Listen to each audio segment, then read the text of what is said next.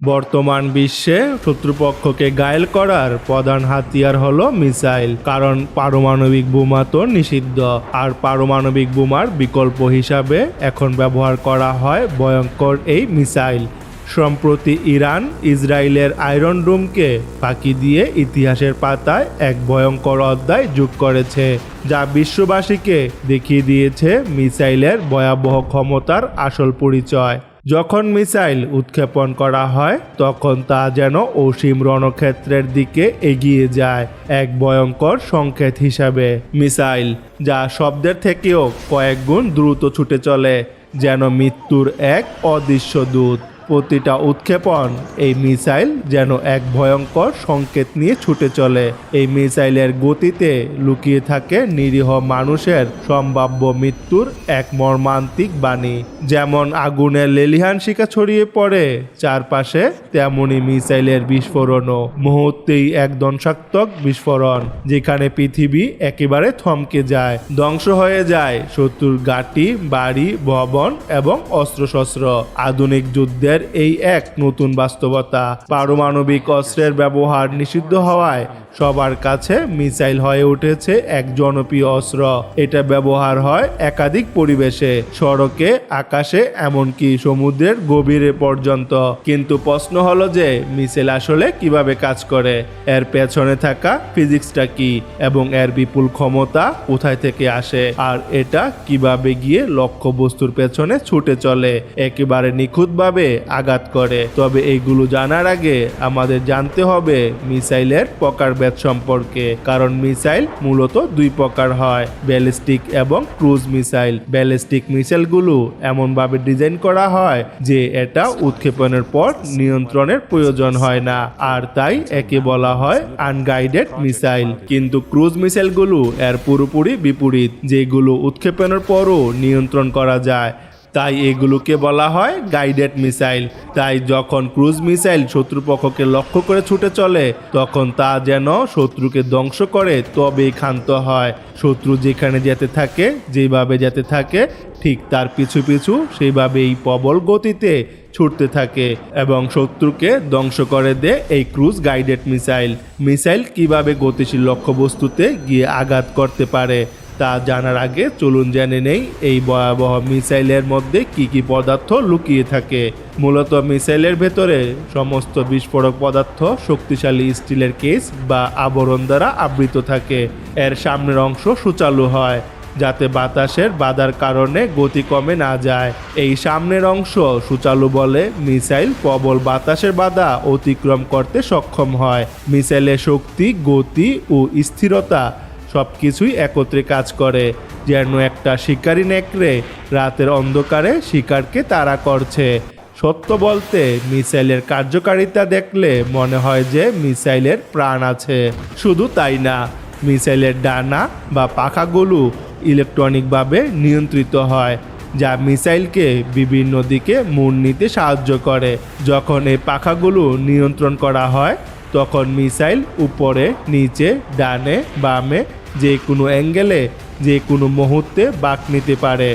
এটা মিসাইলের জন্য স্থিতিশীলতা তৈরি করে, যেন এটা ক্ষণিকের জন্য তার পথ থেকে বিচ্যুত না হয়। এবার চলুন মিসাইলের অভ্যন্তরে প্রবেশ করি। মূলত মিসাইলের তিনটা প্রধান অংশ থাকে: শিকার বা সন্ধানকারী, বিস্ফোরক পদার্থ এবং জ্বালানি। শিকার, যা মিসাইলের কার্যকারিতার জন্য অপরিহার্য, কারণ এর মাধ্যমেই শত্রুপক্ষের অবস্থান শনাক্ত করা হয়।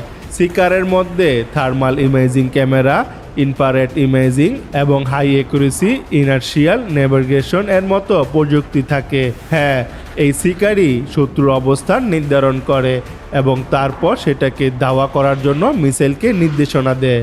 এরপর আসে ওয়েব হেড, যেখানে বিস্ফোরক পদার্থ থাকে।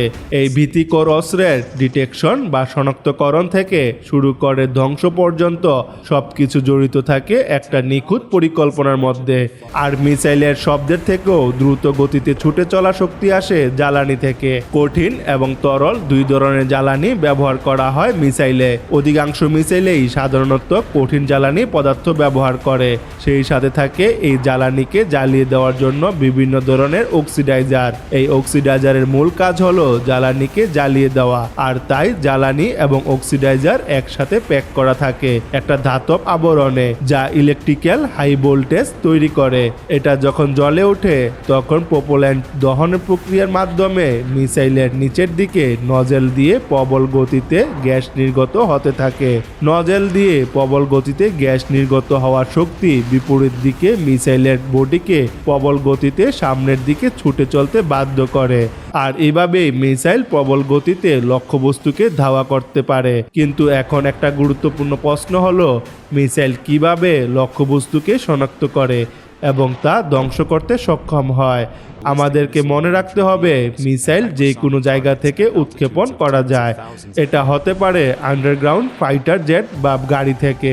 তবে মিসাইলের একটা বেস স্টেশন থাকে, যেখানে একটা রাডার থাকে যা তার চারপাশে রেডিও ওয়েভ ছাড়তে থাকে।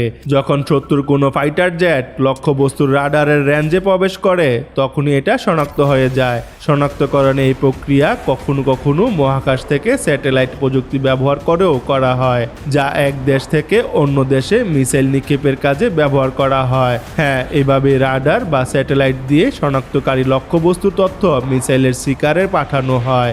শিকার তখন লক্ষ্যবস্তুকে লক করে ফেলে এবং নজেল দিয়ে জ্বালানির প্রবল গতির কারণে লক্ষ্যবস্তুর দিকে অগ্রসর হতে থাকে।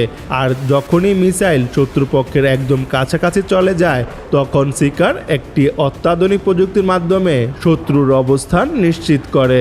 এরপরেই মিসাইলের পাখাগুলো দিয়ে এটা ডানে বামে উপরে নিচে মোড় নিতে শুরু করে। এভাবে লক্ষ্যবস্তুতে পৌঁছানোর জন্য মিসাইলকে সঠিক পথ নির্ধারণ করতে সহায়তা করে এই high accuracy inertial navigation system. শেষে যখন মিসাইল লক্ষ্যবস্তুকে স্পর্শ করে তখন এটা বিস্ফোরিত হয়, শত্রুপক্ষকে ধ্বংস করে দেয়। ধ্বংস হয়ে যায় শত্রুপক্ষ। এইভাবে মিসাইলের সফলতার হার দাঁড়ায় 90%। তবে হ্যাঁ, এটা একটা ভীতিকর সত্য যে মিসাইল আমাদের আশেপাশের পরিবেশে মরণফাঁদ তৈরি করছে, যেখানে কেউই নিরাপদ না। এটা এমন এক অস্ত্র যা লক্ষ লক্ষ মানুষের জীবনকে ঝুঁকির মধ্যে ফেলে। আধুনিক যুদ্ধের এই এক নতুন বাস্তবতা, যেখানে প্রযুক্তির ক্ষমতা আমাদের মস্তিষ্ককে ভীতির সৃষ্টি করে। আর তাই বলা যায়, এটা শুধু একটা প্রযুক্তি না, বরং এটা একটা ধ্বংস এবং প্রাণনাশের প্রতীক। পুরো পৃথিবী জুড়ে হাজার হাজার মিসাইল প্রস্তুত হয়ে আছে তার ধ্বংসযজ্ঞ প্রদর্শন করার জন্য। কোনো এক মহাযুদ্ধে হয়তো সব মিসাইল দেখিয়ে দিবে তার ভয়াবহ ক্ষমতা। তাই আমাদের উচিত প্রার্থনা করা সেই দিন যেন পৃথিবীবাসীকে দেখতে না হয়।